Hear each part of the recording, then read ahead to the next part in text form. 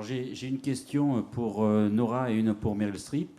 Et peut-être pour Stanley aussi, s'il veut répondre à cela. Alors la première question pour Nora, c'est une question sur les femmes justement dans la cuisine.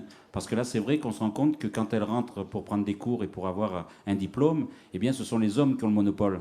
Alors, en France, parce que c'est vrai qu'on parle de la cuisine française. Alors, justement, est-ce que pour vous, ce film, c'est un combat? Parce que vos films, à chaque fois, c'est vrai que vous mettez la femme en avant. Là, vous mettez un sujet fort aussi en avant, la cuisine française que les Américains peuvent apprécier, puisque c'est vrai que la cuisine américaine n'est pas aussi bonne que nous, on a en France. Donc, c'est un fait. Est-ce que vous avez fait ce film pour ça? Et ce fait, c'est justement cette relation avec les hommes dans la cuisine. Est-ce que c'est quelque chose qui vous a interpellé? Et Meryl Streep, peut-être vous pourrez aussi prolonger la réponse à la question. Merci. I always understand about the first two sentences. And I'm very excited because I think I'm going to understand the whole question, but c'est toujours très jubilatoire quand on me pose une question en français, c'est que je comprends le début. Je comprends les deux premières et je me dis c'est super, je vais tout comprendre. Et puis à partir de la troisième phrase, je ne comprends plus. So I translate from the third. from the beginning. So it's a question for Nora and Meryl and maybe Stanley, whoever wants to answer. Yeah, maybe me. So you always treat the women's issue in your films. It's something that's important for you. And here, for this character, the relationship between cooking and the character as a woman, as we see that in France. So there is a special focus on French cuisine because it's famous to be, and because it's the story of the character, and because France is famous for its cuisine. But it is a very male area in France, and we see that when she goes to follow these classes, she is badly considered as a woman trying to learn and cook. So was it an aspect in the film that was important for you, of seeing how she has to fight the male vision of cooking, and do you see the film as a fight? You answer. You do.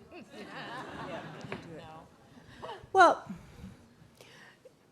you know, Julia Child, her great achievement was not to change things for the chefs in restaurants who are mostly male, but to make the women who cook in everyone's home, in many, many homes, to make women understand that they could be wonderful cooks and not open cans and serve frozen food and do all the things that were very common in that period. She wasn't really trying to reform the male world of restaurant cooking. She was trying to make it clear that anyone could be a wonderful cook if you just had a recipe that taught you how to do it. So I don't think she was doing anything particularly political.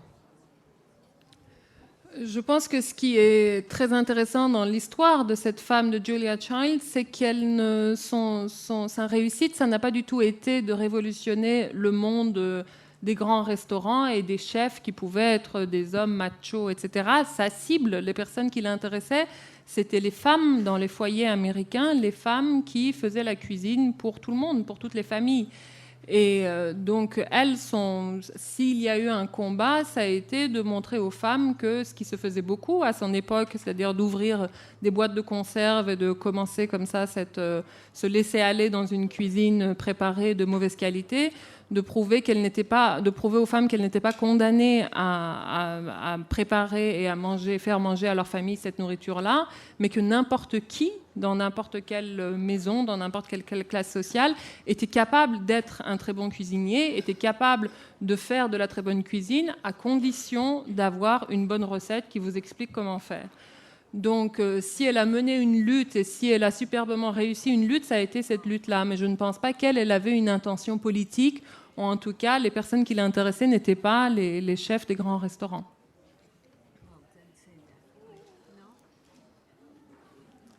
Okay, but for a long time, people thought that men were the only ones who could handle the money. and men were the only ones who could do surgery, and men were the only ones who could, I don't know, what else? What else is there in the world? Be architects, be artists. And so for a long time it's held on that men should be the only ones who could be great chefs. But that's not what this film is about.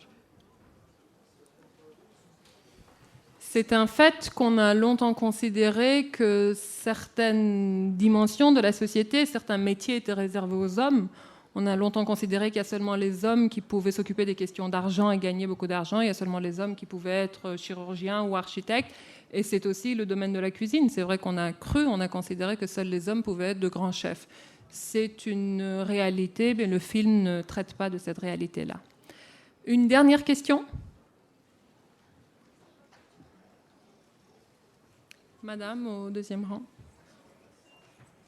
Question for all four of you. Which was when you saw the film, the finished movie, which of the meals or the bakeries did you most remember eating and loving during the filming?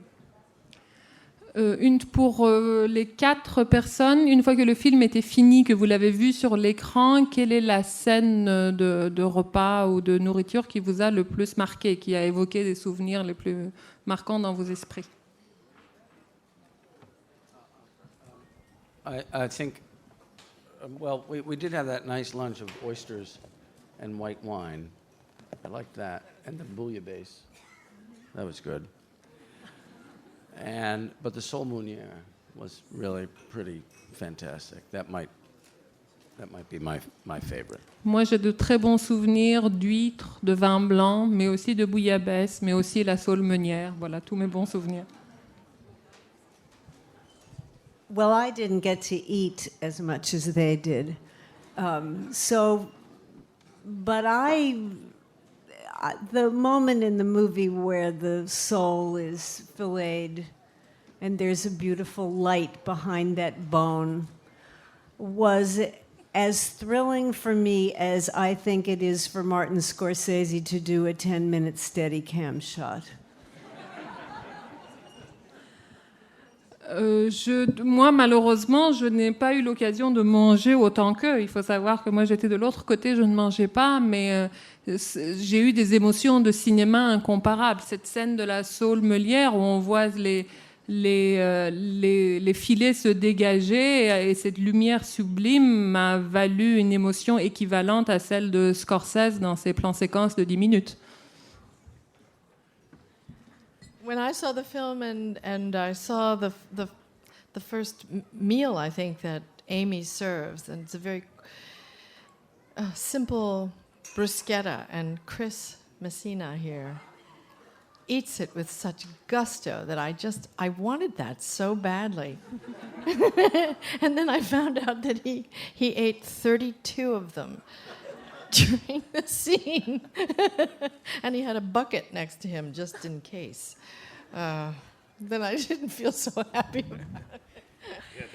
Moi, quand j'ai vu le film, ce qui m'a marqué, c'était le premier repas que fait Amy pour son mari, Chris, ici présent. Elle fait un plat très simple qui sont ces bruschettas de pain grillé et de tomates, mais en fait, on le voyait lui dévorer ça à pleines dents et ça donnait une impression où moi j'en ai eu envie, j'ai eu très faim, j'avais envie d'être là pour partager ces bruschettas avec eux. Et après, j'ai su que lui, le pauvre, il a dû en manger 32 pour tourner cette scène-là. Et donc, il devait se gaver de ces bruschettas. Il avait un seau à côté de lui au cas où. Donc, c'est peut-être pas si appétissant que quand on sait ça. The bruschetta was delicious, but after 7 or 8, 9, 10, they don't taste as good. And I started to complain, and they put a bucket next to me. I didn't throw up.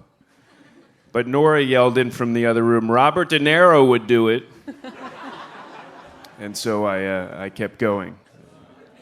Non, écoutez, les bruschettas étaient absolument délicieux. C'est pas du tout que c'était pas bon, c'est que c'est bon dans les premières que vous mangez jusqu'à 5, 6, 7, 8. Après, la 10e, c'est un peu moins bon.